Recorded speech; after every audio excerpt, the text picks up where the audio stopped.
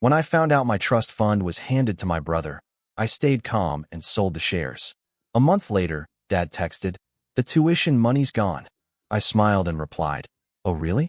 That's not mine." There was this story my dad always liked to drag out whenever someone asked why I didn't turn out more like my brother. Eli was born with his head on straight, he'd say, giving Dean a proud slap on the back like a coach after a winning game. But Theo? That boy came out asking questions. Everyone laughed, like I was some kind of overthinking raccoon digging through their trash for meaning.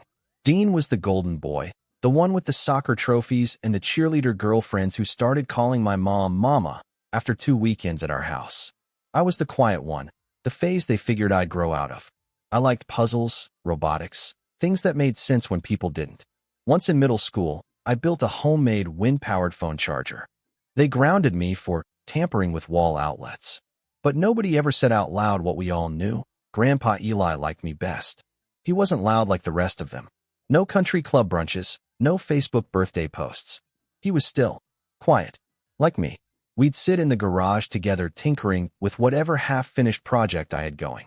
He'd hand me a wrench, ask questions he didn't pretend to understand, and just let me talk. It was the only time I ever felt seen. He used to say, "Some folks talk their way into a room. You'll build one of your own." I clung to that. He passed away when I was 16. I barely spoke at the funeral. My dad mumbled something about legacy and family values. Dean landed a scholarship through some alumni network my parents bragged about for months. Me? I got silence. Until the lawyer called. Turns out, Grandpa had left a small trust fund in my name. Nothing huge, not mansion money, but enough to build something, start a business, chase an idea, maybe even have a future. It was the first time anyone had ever said future and Theo in the same sentence. But I couldn't touch it until I turned 21. So I waited. I worked. I saved. I went to community college, lived off campus in a converted garage that smelled like mildew and disappointment. My friends posted spring break photos from yachts. I had roaches that wouldn't die and a neighbor who microwaved fish at 2 in the morning. Still, I waited, quietly, counting the days to that birthday like a prisoner carving tallies into concrete. When the day finally came, I showed up to the law office wearing my one decent blazer and a button-down that still had the security tag on it. I came alone, my parents weren't invited, and Dean was busy networking in Austin with crypto bros and podcast guys who said things like alpha and value ladder. The lawyer, Mr. Hargrove, looked like he'd been carved from an old oak tree and smelled like dust and paperwork. He smiled in that polite, professional way. "Theo, good to see you. Let's begin." He pulled out a thick folder, the kind that's already ruined someone's day once and looks eager to do it again. "Before we proceed," he said, "I need to inform you of a change that occurred about 9 months ago." My stomach twisted. The room suddenly felt warmer. Hargrove turned to a notarized page like he'd done it 1,000 times. "Your father, as controlling guardian of the trust until your 21st birthday, reassigned the beneficiary rights to your brother, Dean." I blinked. "I'm sorry, what?" He nodded gently. "It means that upon your birthday, the trust no longer activates for you. It activates for Dean. The shares, the accounts, the assets, they're all in his name now." For a solid 10 seconds, I honestly thought I'd walked into the wrong office. Maybe this was a prank. Maybe Ashton Kutcher was about to leap out of a filing cabinet. But no, the folder sat there, heavy and very, very real. "I didn't sign anything," I said flatly. "I didn't agree to that." "You didn't have to," he replied. "Your father had power of attorney until your 21st birthday. He acted within his rights." There was a pause before he added, with something close to sympathy. He left a note, "If you'd like to see it." I took it with careful hands. One line, scribbled in my dad's lazy handwriting. Asterisk, Dean knows what to do with opportunity. Theo's still figuring it out. Asterisk, I didn't yell, didn't flip the table, didn't demand answers. I just sat there, nodding like a man trying to calculate how close he was to a breakdown. "Is there anything left in the trust?" I finally asked. Hargrove adjusted his glasses, bracing himself. "Just the brokerage account, the stocks. Everything else, the cash, property, small investments, has already been transferred." "Transferred," I echoed. "Like gift-wrapped." He winced. "That's one way to put it." I let out a sharp laugh. "How much are the shares worth?" "Around 76,000, he said, unfolding a report. Mostly blue chip and utility stocks. Your grandfather believed in slow, steady growth. Of course he did, I muttered. He made his fortune on gravel.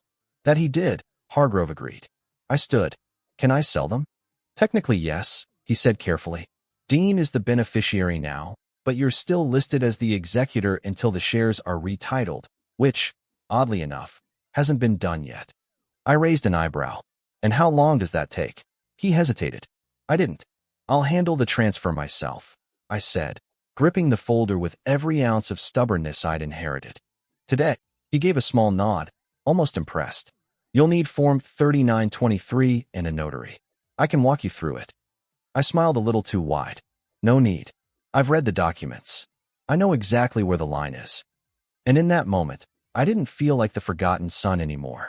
I felt like the unpaid intern in a long-running family drama who just found the delete key to the whole production. I sold the shares within an hour. Didn't even flinch. 76 grand wasn't exactly a fortune, but it was enough to tilt the axis of my life just a bit. Enough to remind me that maybe I wasn't as powerless as they thought. I moved the money straight into an LLC I'd been sketching out for over a year. I called it Signal Nest, a tech repair and modular parts shop. It was niche, yeah, but real. Real clients, real invoices, real work. My name was on the paperwork. No loans, no credit cards, just cash. My cash. The best part? Dean had no idea. Not right away, anyway. Legally, he'd get a quarterly statement showing the account had been emptied, but until then, nothing but crickets.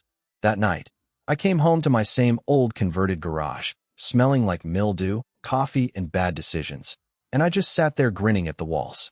Dean knows what to do with opportunity, I said out loud. Cool. Me too. 2 weeks passed before the first crack appeared. It came in the form of a text from my mom. Hey, sweetie. Dean mentioned something odd about a letter from a stock company. Is everything okay? I stared at the screen. Did she really think I was about to explain brokerage law to the same woman who once told me the internet was stored inside the wires? I typed back, totally fine. Might want to ask Dad, though. She heart reacted like she couldn't hear the explosion under the surface. A few days later, Dad finally texted. No greeting. No punctuation. Just, you touched the account. I didn't reply. Another ping. Don't play games, Theo. We set that up for Dean's education. That was tuition money. I stared at that message until the screen dimmed twice. Tuition money? Dean was 30. He already had a degree from a college that printed diplomas and disciplinary warnings on the same paper. He wasn't in school. He wasn't going back. He was launching another entrepreneurial content brand, which, last I heard, meant renting Teslas and vlogging about emotional masculinity. I could have unloaded everything I'd ever wanted to say, but I didn't. I typed 2 words. Chill. Not mine. No emoji. No period. Just a velvet-wrapped middle finger. He didn't respond. That night, I fell asleep to a silence that didn't sound like victory.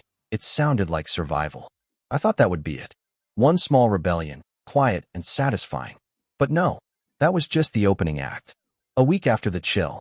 Not mine. Message, my phone started lighting up. Blocked number. I ignored it. Then again, and again. On the 4th call, I answered. Not to talk, but to listen. Is this Theo? I knew the voice instantly. My dad's business partner, Alan. The guy who called me champ and handed out advice like, you got a network, or forget college, go solar. Speaking, I said. There was a dramatic sigh, the kind you make when you loosen your tie just to feel important. Your dad's pretty upset. Look, I don't want to get into family stuff, but that money, it was positioned for something big. Expansion. Loans were tied to it. I almost laughed. You're calling because he used my name for collateral, aren't you? Another pause. Another sigh. I'm saying maybe we can work something out. A conversation. Something simple. I looked around my tiny apartment, humid with leftover ramen and regret, and smiled. Tell him I'll pencil him in right after my meeting with Elon. Click. That same night, I got dragged into a group chat that hadn't been touched since 2018. It was called Astra's Family Core Star. The icon was a blurry photo of us at Applebee's during what Mom once called the Great 2 $4.20 truce. Mom started. I think we should all talk. Like adults. Then Dean, why are you being so dramatic, man? Just explain what happened. Mom again. Theo, Grandpa wouldn't have wanted this tension. You know that. Then Dad chimed in, the final boss. Son, don't make this bigger than it needs to be. I just stared at the messages. It was like being guilt-tripped by a bad family sitcom recap. Dean, whose idea of hardship was forgetting his protein powder. Mom, who once told me, not everything is about feelings, sweetie. And Dad, the man who signed my future over to my brother like it was a store coupon. I could have typed an essay's worth of memories and receipts. But instead, I just left the group chat. No words. No closure. Just gone. 3 days later, a certified letter showed up. Thick envelope. Formal lettering. Asterisk to Mr. Theo Ellison. Asterisk fancy. I opened it, half expecting a cease and desist, or maybe some half-hearted apology written by their lawyer. Instead, it was a asterisk request for informal mediation. Asterisk they actually wanted to settle this, like I was some contractor who'd skipped out on a driveway job. Apparently, Dean had tried to access the trust and found nothing, just a digital void. In his own words, I was going to use it to pay for the marketing team and the podcast lease. Noble stuff. They offered me a goodwill buyout of 20 grand to make it all go away. I framed the letter, hung it above my workbench, right next to the cracked Raspberry Pi I'd used to build my first prototype fan in college. I didn't respond. The next move came in person. I was at the shop. Signal Nest was starting to look like something real. Small garage space downtown, modest sign, half-done drywall, and a coffee maker that screamed like a dying hyena. That's when he walked in. Same belt buckle. Same expression of permanent disapproval, like the scent of effort personally offended him. Theo, he said, with a tight nod. He stood in the doorway and said, You got a minute? I didn't, but I gave him one anyway. He glanced around like he'd just stepped into a crime scene instead of my workshop, then finally dropped the act. Do you even understand what you've done? I wiped my hands on a rag. Yeah, I funded my business. With my money. His jaw tightened. That trust wasn't just about you. It was an asset, a family tool. I let out a small laugh. Oh, a family tool, huh? So Dean's Tesla podcast and Juice Cleanse startup was part of that sacred family strategy too? It was a collective future, he snapped. No, I said. It was a gamble, and you used my name to cover it. He just stared at me like he was trying to find the version of me that used to nod and disappear whenever things got uncomfortable. That Theo was gone. This one didn't flinch.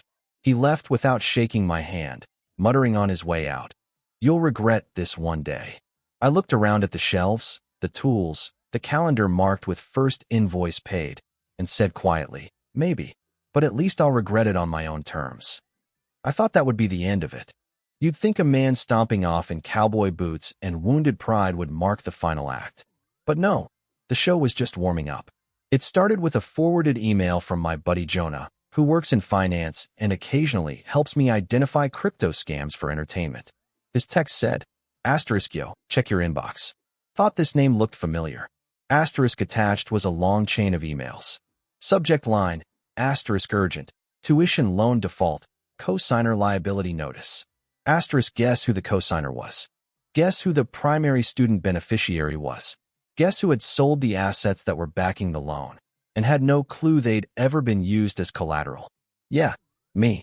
Apparently, Dad, in his infinite confidence, had used my trust, the one meant for me, to secure a private tuition loan for Dean's graduate leadership intensive, a 10-month overpriced executive energy program in Los Angeles that promised to align thought patterns and elevate influence. It cost 49 grand. Dean paid month 1. Month 2, declined. Now the finance office was sniffing around, and my name was all over the paperwork. I didn't reply to Jonah. I didn't answer Dad's 3 missed calls. I ignored Dean's lowercase, "Can we talk please?" text, like he was trying to seem remorseful. Instead, I walked back into the shop, flipped the open sign, and got back to work installing a refurbished smart lock system for a local contractor. By sunset, I'd finished 3 small jobs, sent out my second round of invoices, and hit my first milestone, break even. I wasn't rich. I wasn't flashy. But for once, I wasn't worried about groceries or rent. Every dime I'd made came from the same fund they'd tried to erase me from. Meanwhile, Dean was unraveling online. He started posting cryptic Instagram stories, black backgrounds, white text. Stuff like, sometimes those closest to you are the coldest, and crazy how fake family can be. Not even surprised anymore. I laughed so hard I almost dropped my wrench. Nobody asked. Nobody cared. Not even Mom, who usually replied to everything with a red heart and "love you, baby." Even the algorithm had lost interest. Then came the YouTube video, titled *My Journey. What They Don't Teach You About Family Loyalty. The thumbnail was Dean, staring into a ring light with fake tears and vacant eyes. 10 minutes of rambling about betrayal, lost dreams, and people who pull the rug when you're trying to build. He didn't name names, but he dropped mine 3 times. Once about jealousy, once about tech nerds who hate success, and once when he thanked the haters. The comments section did the rest. Bro, you just described your own failure. Who hurt you, and why is it definitely you? Imagine blaming your little brother for your unpaid rent. I didn't even need to respond.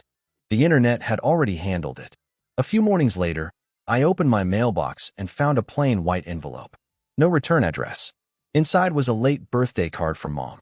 Cartoon pizza slice with googly eyes. The front read, "You're a supreme son." Inside. Hope this year brings healing. We still believe in you. Love, Mom. Taped inside was a $25 gas card. I don't even own a car. I set the card down and used it as a coffee coaster. The only person who hadn't said a word through all this was Grandpa's lawyer, Mr. Hargrove. Until one Thursday morning, when he called. "Mr. Ellison," he said in his usual calm, polite tone, "I was going through some archived documents and came across something you might want to see."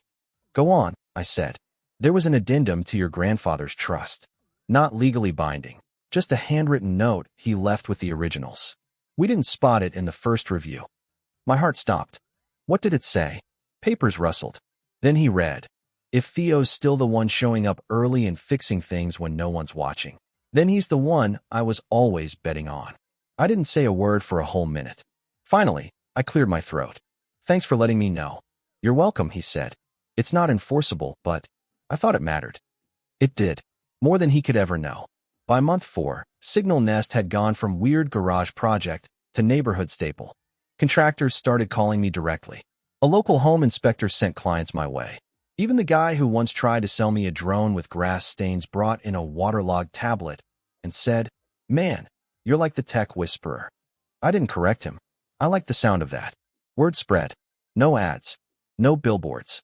No hashtags. Just me, my work, and the kind of reputation you can't fake. Honest work. No buzzwords. No pitch decks. None of Dean's digital synergy nonsense that always ended in chaos. I just kept my head down, stayed out of the family group chat, and added 5 more clients to my growing list. Then one afternoon, it happened. A woman walked in wearing a beige blazer and glasses, holding a notebook like it was a microphone. She had that calm, public radio voice that made everything sound like a story worth telling. "Hi, I'm Marissa," she said. "I'm with the local business journal. Someone told me about you. Said you repaired a vintage synthesizer for a disabled veteran and only charged him for parts." I blinked. That was real. I asked. I thought he was kidding. She laughed. "He cried during our interview. Said this place reminded him of his old Radio Shack before it burned down." I glanced around the shop.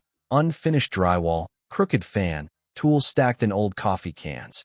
And yeah, maybe I could see it. "Mind if I ask you a few questions?" she said. 2 weeks later, the article came out. Headline, "The quiet genius building something real, one repair at a time." It was supposed to be a small filler story, but readers shared it nonstop. The editor bumped it to the front of the business section. Facebook comments poured in. "Reminds me of my son, except mine just vapes in the garage." Finally, a young man doing something real. I'm bringing my entire attic to this guy. I laughed, took a screenshot, and got back to work. Then Mom called.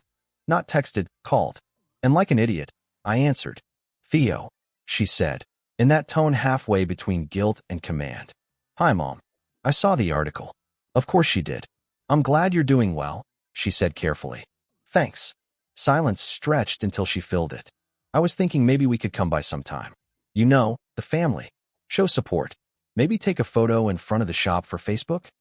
There it was, not pride, but performance. I didn't say anything. She pressed on. "You know, your father hasn't been sleeping. Dean's been depressed. This whole thing's been hard on all of us. Asterisk, all of us. Asterisk, like I wasn't the one they'd gutted financially. Dad took something that wasn't his, I said evenly. Dean burned through it like it was gas station sushi. And I'm the one you're calling? I'm not saying we handled it perfectly, she said. No, you're saying you handled it. And now that people are asking questions, you want a photo op like nothing happened. She sighed. You've always been so dramatic, Theo. I smiled. Thanks, Mom. But I already have a family photo framed. What? It's me. In the garage. Working. That's what family looked like back then. Then I hung up. A week of silence followed. Bliss. I bought a new workbench, upgraded my soldering station, even hired a part-time college kid named Luca. His first day, he looked around wide-eyed and said, I didn't think people like you existed in real life. Neither did my parents, I said. He laughed, then asked, You ever think about talking to them again? Just to close the loop? I thought about it, then said, They kept trying to close it for me. I'm just making sure it doesn't snap shut on my fingers. He nodded like he got it, even if he didn't. Then came Dean's latest project, a startup called Asterisk Healing Through Sound. Asterisk, a guided meditation app built on deep vibrational algorithms and ancestral frequencies. Translation, he downloaded GarageBand and recorded a singing bowl. Mom posted on Facebook, Asterisk, so proud of our Dean. Always innovating. We support dreamers in this house. Asterisk, in this house. As if I hadn't built mine from scratch, one fried motherboard at a time. Then one Thursday, the bell over the shop door rang. I was elbow deep in a laptop coated with what looked suspiciously like hot sauce. I glanced up, and there he was. Same haircut, same fake tan, but dimmer, deflated, like someone had unplugged his confidence. Hey, he said, rubbing the back of his neck. I set down the screwdriver. Hey. He looked around the shop like it was foreign territory. Place looks good, he said quietly. It is. I was in the neighborhood, he said. Thought I'd stop by. Really? Not here for repairs. He gave a weak smile. Only thing I need fixing is my life. He sat on the edge of the workbench, shoulders heavy. I messed up, he said. I mean, really messed up. The meditation app? I asked. GarageBand with Echo? He grimaced. Yeah, that one. I spent the last of my savings on promotion, then the hosting fees hit. Then the studio lease. You had a studio? He nodded, embarrassed. And a team. 2 editors. A voice coach. A voice coach, I repeated. Guess you went big. Too big, he muttered. Then, after a pause. Look, I came because I need a job. I blinked. You're asking me for a job? Yeah, he said softly. I'll do anything. Clean up, handle errands, whatever. I looked him over. The wrinkled hoodie, the cracked sunglasses, the quiet desperation in his eyes. I don't need an assistant, I said. He dropped his gaze. Right? Yeah, I figured. Sorry. I just thought, but, I cut in, I do need someone to manage inventory and vendor calls. It's work. It wasn't glamorous work. No cameras, no applause. You won't be on camera, I told him. His eyes lit up anyway. Are you serious? Start part-time, I said. Minimum wage. No special treatment. He nodded fast. Absolutely. I'll prove myself. I smirked. Cool. Orientation starts with mopping the floor. It's your ego, after all. He laughed, kind of, and stood up to shake my hand. Thanks, man. I looked at his hand for a second, then took it. Not out of forgiveness or family warmth, but because that handshake marked the start of something new. That night, Mom texted. Asterisk, Dean told us you hired him. Thank you, sweetie. You've always had such a big heart. Asterisk, I ignored it. A few minutes later came another. Asterisk, we should all get dinner soon. Celebrate healing. Maybe even do a photo for the holidays? Asterisk, I typed back. Asterisk, you didn't celebrate me when I had nothing. Don't pose with me now that I built something. Asterisk left on read. The next day, Dean showed up 10 minutes early.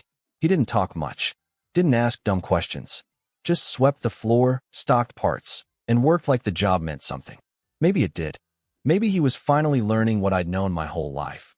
That being underestimated isn't a curse. It's a blueprint. 2 months later, he started showing up even earlier. He organized cables, cleaned drawers, labeled bins alphabetically, and never once pulled out his phone for a TikTok. It was eerie, but impressive. He didn't talk about his failed podcast or the trust anymore. He just worked, ate from the same dented lunchbox every day, and nodded quietly like someone paying off a moral debt. Guilt or growth? I couldn't tell.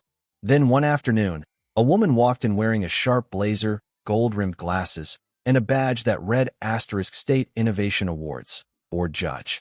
I'm Fiona, she said with a professional smile. I'm evaluating candidates for the Young Business Innovator Grant. Someone from the local council nominated you. I blinked. Me? Yes, she said. They mentioned your business is debt-free, self-funded, high client retention, and you've even employed someone in, well, a challenging career transition. Dean froze mid-step behind me.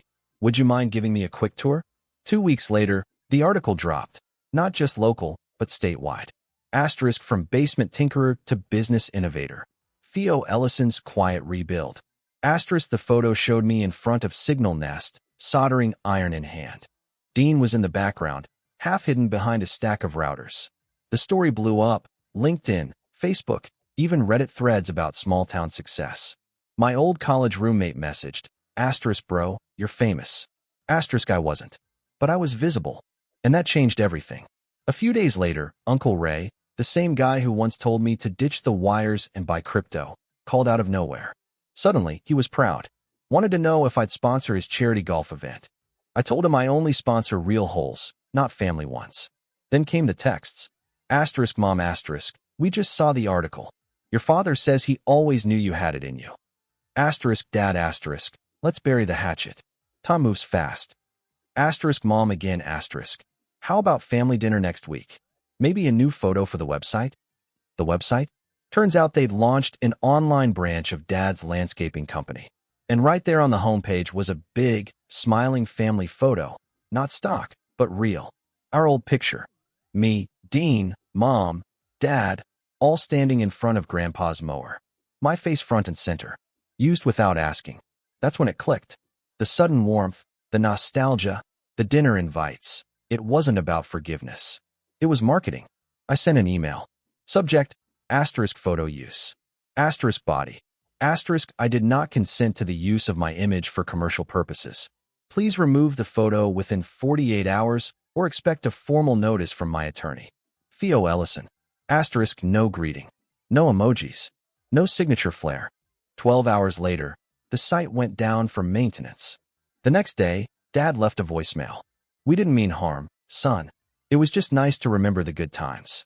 You could have said something instead of acting like a stranger. I didn't reply.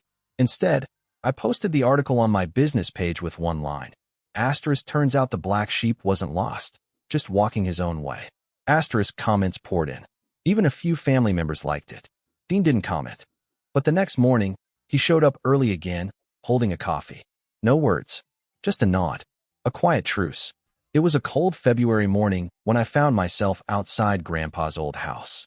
The siding was dull, the porch swing still crooked, the air thick with the smell of dry leaves and asphalt. I hadn't been back since the funeral. I didn't plan to reminisce. Just stood there, hands in my pockets, letting the silence settle. The Ellison house. A place where potential was a family myth and I'd been written off as a phase. Now, the windows were dark. The grass had eaten the path. I pulled out my phone and reread Grandpa's note from Hargrove's email. If Theo's still the one showing up early and fixing things when no one's looking, then he's the one I was always betting on. I smiled. He'd been gone for years, but he still understood me better than anyone alive.